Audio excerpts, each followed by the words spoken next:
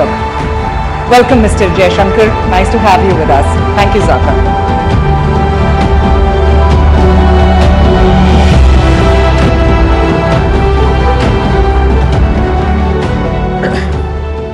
Dr. Jaishankar, thank you very much for joining us here at Rising Bharat.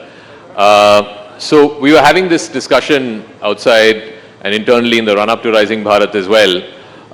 In an election year, forget about election year, we are a few weeks away from elections. What do we ask the foreign minister? Is foreign policy top of mind of people during elections? You would think that more tangible things like homes and toilets, etc., are the things that people are more concerned about during election time. But funnily enough, Minister, in the News18 opinion poll that we had last week, one of the things that people said, one of the reasons why they will vote for Modi is because Modi ne desh ka naam roshan kiya hai. Modi has elevated the image of India substantially. Why do you think something that is not necessarily tangible like foreign policy and foreign policy gains has suddenly become a vote determining issue? Well, first of all, let me say what a pleasure it is to be here with all of you. Look, to be honest, that answer doesn't surprise me. It doesn't surprise me because in the last 5 years, traveling around the country, I've seen this sentiment grow. And I attribute it to 2-3 factors. One, that there is a greater sense of pride in the nation about itself, and also as people's basic necessities are being met, they are also looking at many more things, so they know today, for example, that the water connection will come, the electricity will come, the road will come, the health will happen, because they have seen that grow. So there's a kind of I would say, a new middle class thinking which is pervading through the society. The second is that a lot of people today go out to work, go out on travel. They are tourists of various kinds. Something abroad in some way affects their livelihood. So the connection between being treated well abroad, being looked at well abroad, and their existence is also stronger. I would say the third factor would be, to me, the G20. G20. G20 actually ended up our initial concern, and Amitabh is here. Initial concern was how do we get it out of Delhi? But we actually ended up with the entire country owning the G20. That in very small towns, people you would not think would have an interest in foreign policy, leave alone something as specific as G20. Actually, people had that sense, it's our G20, it's a time to show our country to the world, people are coming. So I think G20 has had a great sense of connection. And finally, in a very peculiar way, COVID. That what COVID did was, at different times, it's made us aware, after all the COVID came from outside. We sent vaccines outside. At a critical moment, we got oxygen from outside. So somewhere that connect with the world, it's made people more aware. Then it's technology. You have the world in the palm of your phone. So I do want to ask you about the G20 part, because we have seen instances in the past where major sporting events have transformed the image of a nation, whether it is the Barcelona Olympics, the Beijing Olympics, and so on. But the G20, the uncharitable way of putting it is it's a chalk shop. Why would that have permeated to the level of the Aam Aadmi and Aam Aurat on the street in a way that it's lifted the image of India? Partly, as I said, physically, because it was done in 60 cities and towns. And mind you, other than those 60 places where something happened, people went out maybe to another 60 or 100 places more. So if you actually said in terms of locations, I would say maybe 120 to 150 locations in some way or the other saw G20. We ran G20 actually like an andolan. like a Jan Bhagidari. So I mean, look, I've been doing G20 for 10 years now. This is the only G20 where you went to a place, you had a meeting, but there's a university running a event on a G20, there were a bunch of NGOs who were doing something on a G20, the population was out there displaying their culture. So it had a flair and a impact which was very, very different. So the second is, to be very honest, I don't think people expected us to succeed. Really? Yeah, I mean, look, we went through, saw the Indonesian presidency, the kind of pressures they were in. Every meeting was blocked by a single issue. And then finally, okay, we patched something together at the summit. All of us helped out because that's the way it is. Now, in our case, I think we took, frankly, much less defensive strategy. We said, look, every meeting, if there's a finance meeting, we will get a finance outcome. If you've got other issues, I'll put an asterisk and put it on the side, but you are not going to block that finance outcome.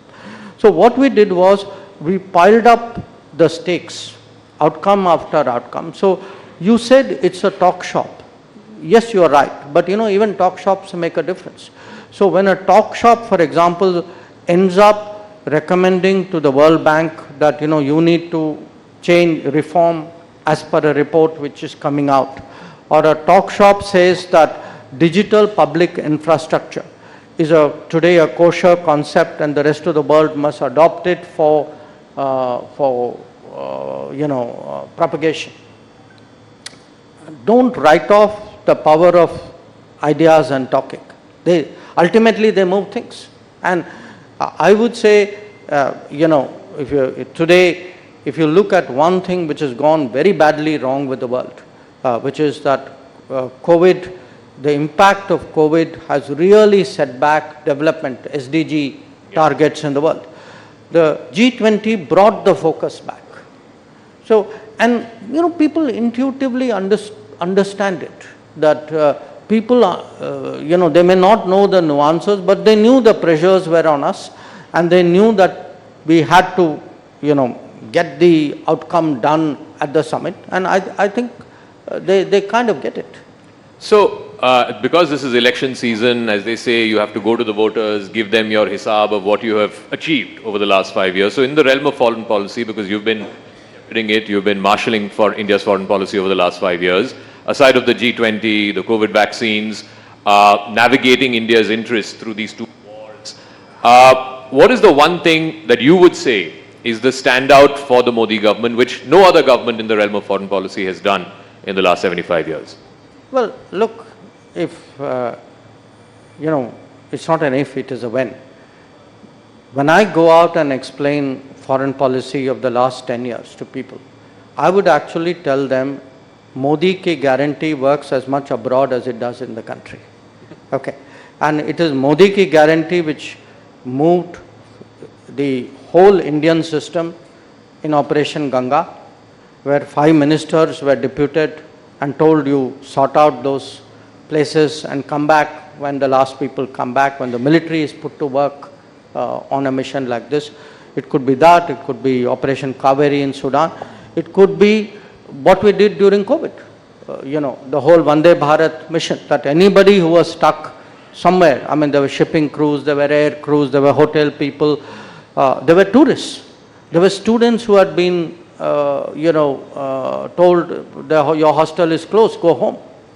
So what has happened today, and it isn't just the people who came back, if you looked at the Gulf, where we have today almost 90 lakh people, my deputy Muralidharan and I were regularly going to Gulf during the COVID because we were carrying messages from PM to the Gulf regime saying, please take care of our people, and they did respond. They did take care of them.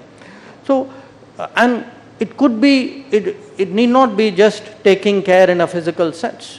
The Modi ki guarantee also applies that I will take the right decision to make sure your petrol costs are kept within reasonable grounds by not bowing to political pressure. So that sense that, we have a national interest, the national interest will a national welfare in a way. We will do what it takes. We will send troops in the height of COVID to defend our northern borders. We will react to terrorism in a way in which will deter, any sort of repetition of such attacks.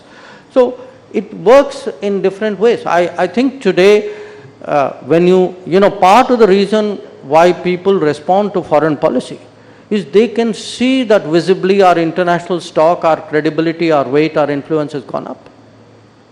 So, just like the government puts its record to the people and says these are the things that we've achieved in the last 5 years, 10 years, the opposition also has a right to say that, look, this we think are the failures of the government when it comes to foreign policy. So they say, look at the whole situation vis-a-vis China. You mentioned that. The opposition's even gone to the extent of saying you've lost territory to China. Look at the neighborhood. Even friendly countries are not so friendly anymore. The situation with Pakistan is back in the back burner. With the West, there are serious differences on the Russia-Ukraine war, on the Israel-Hamas war. What would you say to that? What would you say to the opposition's narrative? Well, I would say, some of the places which, by the way, they said we had lost, were lost in 1962, if not before. So I'd say first go and get a lesson in history, possibly in geography. The second, we may have, differences with the West on Ukraine. But the purpose of foreign policy is not to agree with other powers on the basis of their interest. The purpose of foreign policy is to defend your interest and advance it. So if I have a difference, I have a difference.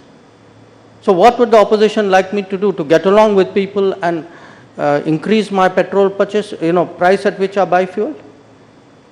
So, let's get the parameter of judgment right. I still say that if you look or take Pakistan, yes, today our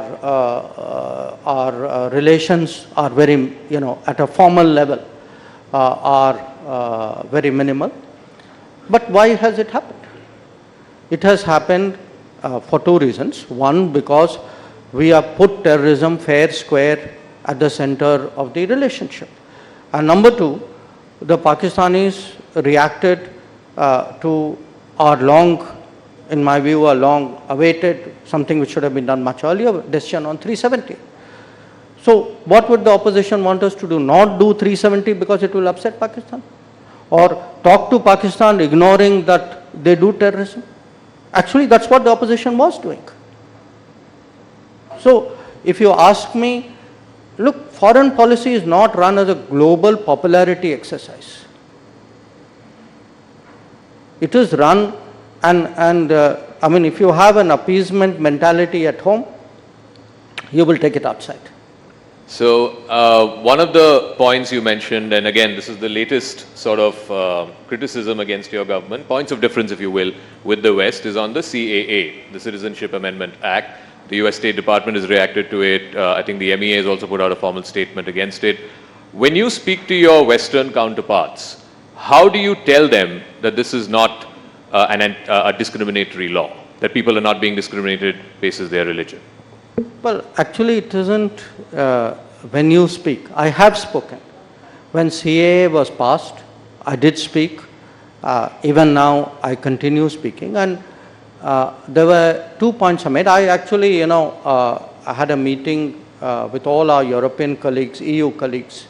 I'd gone to Brussels at that time. And I asked each one of them to look at the citizenship pathways which they have in their respective countries.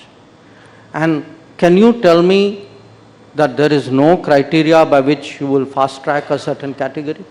Every one of them has something. It could be religion, it could be historical, it could be language, it could be ethnicity.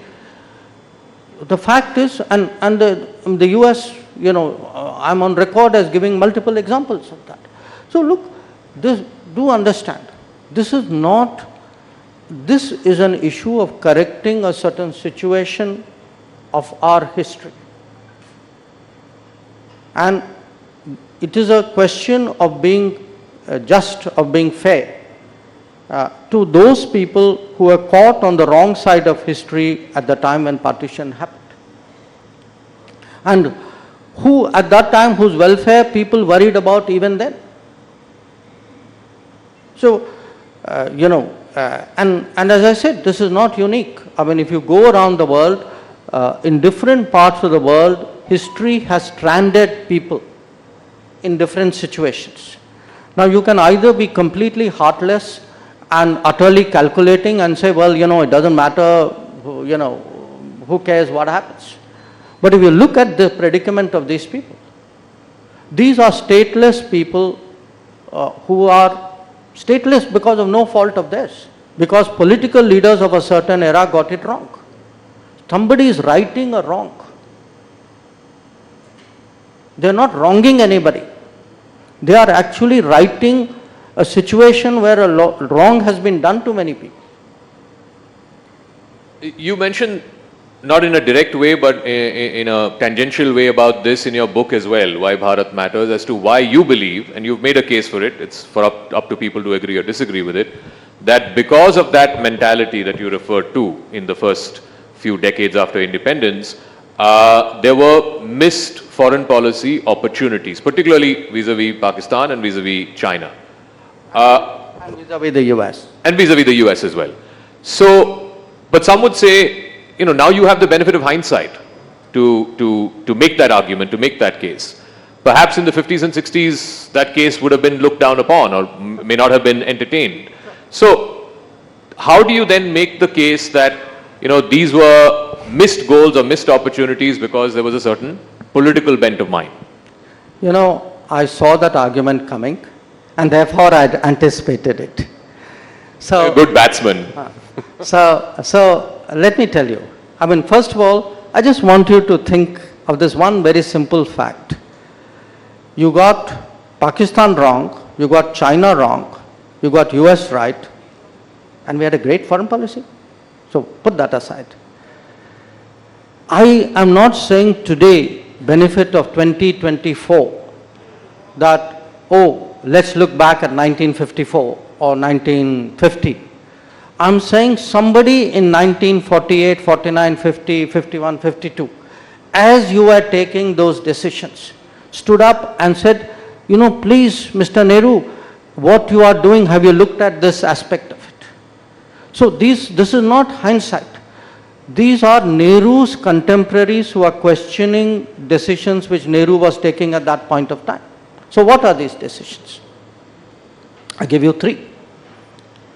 Shyama Prasad Mukherjee actually contests very strongly the Nehru-Liaquat Pact, saying, look, you are assuming that Pakistan is going to treat its minorities the same way as we are treating our minorities. But the very nature of creation of Pakistan and the regime which has come into being is very different. So how can you possibly make, such a fundamental misreading of these guys? And mind you, this is just 3 years after partition. Okay. Well, a little bit more. The Patel, I'm giving you example of China.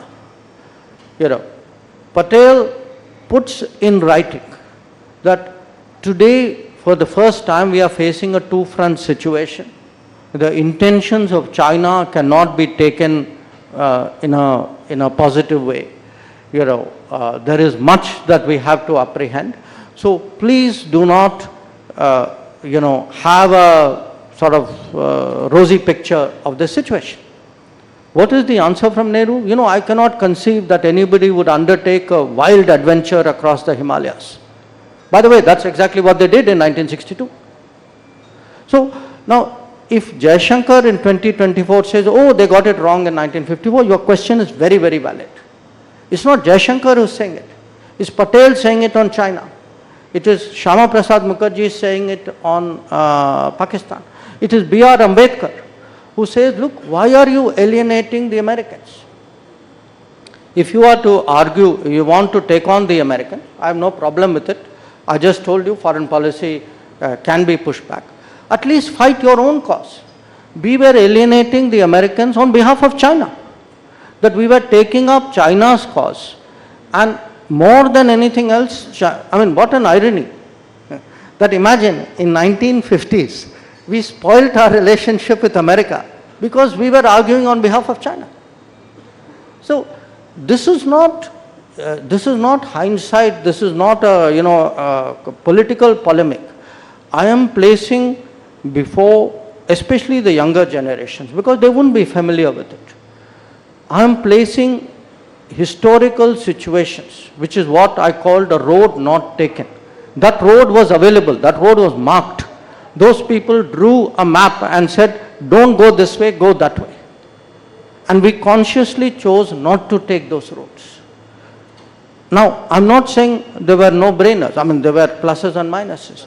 But we need to get out of this, cult worship that everything from 1946 till pick your year, these were great years and we did splendidly. If anything went wrong, other people were to blame. But, Nehru's foreign policy is such a sort of impeccable theology that even today, whoever comes to power must follow it. And any deviation is somewhere wrong. I think, companies are audited. After all, countries should also be audited, for policies should be audited. People should look at what happened in the past with an open mind, with a critical mind. And by the way, I'm not saying it should only happen then. I'd be very happy if somebody said, I'd like to discuss the last 10 years with you. In fact, that's exactly what you're doing. And please defend your record. I'd be very happy to defend it. So let's talk about one big aspect of that record, and since you referred to in the previous answer about a two-front situation. Are we not in a two-front situation today? We have, my friend, we have always been. I mean, it is we who were in denial. I mean, tell me, I'm now asking you as a person, Zaka, at which stage in your life did you actually feel that China was your strategic partner? I don't think in my lifetime. No, but yet in 2006, we actually have a declaration describing China as a strategic partner. So I want to say, look, there's a gut sense in society. Sometimes, and I say this as someone from the foreign policy fraternity, sometimes, this is a bubble you have created. Because in the earlier years, it was very much a Nehruvian ideological bubble. Nehru was against America, so everybody was against America. Nehru said China is a great friend, everybody says China is a great friend. So the vestiges of that continue. Even today. I mean, you have a concept called Chindia. Okay. I don't, many of you will remember who put that concept forward. So if you actually have reached to think that you're making a sandhi of China and India, and you think we are that close, and our interests are so aligned, I mean, this is a different world. So I would put to you, if you go back, especially I would say to me, 1950s, it was latent. 1960s onwards, especially after the China-Pakistan agreement in 63, and the territorial transfer of Indian territory by one illegal occupier to another, you had effectively the two of them working in tandem. And to me, that is a very obvious basis on which to build policy. So let me now come to domestic politics. We've got the last 15-16 minutes now. In the last 5 years, we have seen the transformation of Dr. Jaishankar from diplomat to foreign policy scholar. Now you're a full-blooded politician. So tell us, why is the Prime Minister spending so much time in southern India? Every day, every other day, he's in South India. In the last elections, in the last Lok Sabha elections, out of 129 seats in the 5 states in southern India, the BJP won just 29. A bulk of it came from Karnataka. Why do you in the BJP believe this time the South will be your new frontier and you'll be able to conquer the new frontier? Well, if I applied that logic, I could apply it to the rest of the country. There was a time, there were many states where there were no BJP MPs. So, in a way, every state, for a party like BJP, was a new frontier at some point. Why today, I don't know how many of you saw the pictures of the Prime Minister's road shows in Coimbatore and Palagat, etc. Look at the response that he is getting. So, my sense is, ultimately the results will tell. But as someone who's been traveling a fair amount, certainly to Kerala, Karnataka is a different case. There's already a strong history with BJP out there. My sense is, political opinion in those states is changing. That people today contrast, they've seen the benefits of good governance, that many of the changes of the last decade, as you say, the Anna Yojana, the food support, the Mudra scheme, the Awas Yojana for the housing, even what the vendors, informal economy is getting, Swanidhi, the Jal Jeevan Mission, the power connection, the road building. So when the Kisan Samman Nidhi so if you put all this together, they today realize, and particularly if you add to this health and insurance, they today realize that, look, because you are getting good governance out of the center, and these schemes have been pushed by the center, they have benefited literally tens of crores of people. They are looking, at a very, very different way, both at the center and at the BJP. The second, I would say, our sense of ourselves as a nation and society is also changing. There is today, you refer to it in a very different way, saying, why are people taking an interest in foreign policy? Yeah. I would argue one of the reasons they are taking an interest in foreign policy is they have a stronger sense of what this nation is about. And the South is, as deeply, if not more so, that sentiment as the rest of the country. And I think the combination of all these things is actually, it's certainly, anybody objective would tell you something is changing out there. You can see that, you can feel that.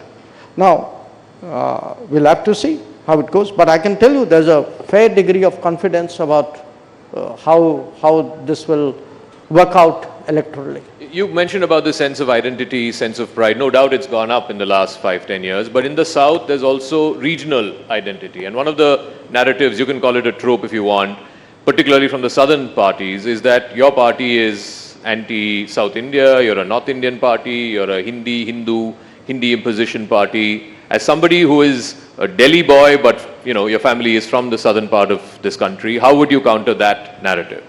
Well, look, I think by now Prime Minister Modi has put that kind of propaganda to rest. He's contested it very, very effectively. But you have not had a Prime Minister of this country who has so visibly associated anything national with what you would call regional issues. It could be, the fact that we've taken foreign policy out there, the fact, even the parliament, the single issue, the fact he did Kashi Tamil Sangamam, or in fact also, a Tamil Saurashtra. So he's taken enormous pains to actually counter that kind of propaganda which has vitiated our politics for many, many decades. And my sense is today you're getting that traction. My next question is in two parts. First part, I know you'll dodge, but I'm still going to ask. But the second part is a little more weighty. The first part is, are you contesting the upcoming Lok Sabha election? Second part? The second part is, does it make a difference in your, practicing of foreign policy if you're an elected politician as opposed to one who is nominated to the Rajya Sabha? It's a hard one because if you look at the previous foreign ministers of India, you've had a mix. My immediate predecessor, Sushma ji, was from Lok Sabha, and many of her predecessors. So it's a mixed issue. The fact is, today, certainly speaking from a BJP perspective, I can tell you how much focus there is on constituency, on ensuring delivery, on making sure that last mile, that leave no one behind message goes through. So when I look at my, I'm a parliamentarian of 5 years juniority. So I'm still a relatively new person, and therefore I'm very curious how does that peer group work. And I look at especially the effort which Lok Sabha MPs put in, and it's staggering. It's not, by the way, that the Rajya Sabha MPs have a ball. Because certainly where the BJP is concerned, you have governance responsibilities, you have party responsibilities. You are on, really it's a 365-day kind of calendar. But there's always that balancing your focus and attention with what are foreign policy issues, with other responsibilities that you may have. It may be Lok Sabha, it may be something else as well. You've had ministers who were not Lok Sabha members, but who as foreign ministers had many other responsibilities to do. So, you're not answering the first part? No. No. No, but since you said that the BJP gave so much attention to constituencies, is there a preferred constituency that you would like to fight from if the party asks you to? No, I think when I said I wasn't answering the first part, bowling a googly still doesn't mean the ball is going to be played. Okay, let's run you through the last 5 minutes of questions. It's a bit of a rapid fire, if you will. One foreign policy person that you have been inspired by in your career, both as a diplomat and now as a politician? Well, look, what happens if you pick somebody, I have some, if I look at the peer group of ministers, there would be there are people for whom you have genuine respect. The problem when you get into names is you name somebody and you don't name many others. But over a period of time, I would say, there have been people who, from their sort of respective perspectives, who were great authorities, who kind of dominated the scene. In many cases, it helped that they had longevity. In some cases, they may not have had that kind of time. But still, so it's safer in a way for me also to go back a little bit and pick. When I first entered the foreign ministry, I started my career in Moscow, and Andrei Gromyko was the foreign minister. When I switched to after Moscow, I was moved to the Americas division. Yes. And the first minister I met then was, at that time, Secretary of State was George Shultz. Now, I saw these people really from eyes of, someone who's starting the business. But when you kind of read about them and analyze them with a passage of time, I mean, so even in our own setup, I would say, the foreign minister, when I joined the foreign ministry in India, was Atal Bihari Vajpayee. Oh, wow. It's 1977. 1977. So, when you look at some of them, different people appeal to you in different ways. Atalji, for example, was always someone who was willing to in a way, break the mold. And you saw that finally when it came to the nuclear Yes. test. So I would say at different points of time, I've had the good, it's like if you are interested in cricket and you've been seeing a lot of test matches, you'd remember great innings. Yeah. By the way, the first century I ever saw was Ian Chappell. Ian Chappell? Yes, in Delhi. Oh. So you remember, you remember these moments, you would remember. I would hesitate to say, okay, this was the all-time greatest. Sure. I mean, Yeah, that's a tough one, yeah. Yeah. Since you mentioned nuclear and since we're talking about all of these doyens, you've talked about him in the past as well and more recently as well about the legacy of your late father. He's the man who, for all practical purposes was the architect of India's nuclear doctrine. Do you think about your legacy as to how people will remember Dr. S. Jaishankar? No, not really. I mean... how would you want them to remember you if it... I haven't even given thought to that. I mean, look, you start, I guess people start thinking these things when they feel they are very advanced and are close to hanging up their boots. You're far from that. Well, I do not know what the future holds. I didn't know what it held 5 years ago. I would have, my wildest dreams wouldn't have anticipated becoming the External Affairs Minister. But I think I still have enough gas left in the tank not to think about parking in the garage and thinking about how people are living. Please race away Dr. S. Jaishankar. Thank you very much. Ladies and gentlemen, the External Affairs Minister of India, Dr. S. Jaishankar. Thank you so much. Thank you, Mr. Jaishankar. Thank you, Zaka. That was a fascinating discussion. I think his legacy will be remembered for taking India's foreign policy and diplomacy to great heights under his leadership. Ladies and gentlemen, I request everyone to be kindly seated, and once again I make that request to be seated for all the sessions and not to move out. This is because of the standard security drill. I'd request you to kindly adhere to the security protocol. There's still a lot of people who are standing there.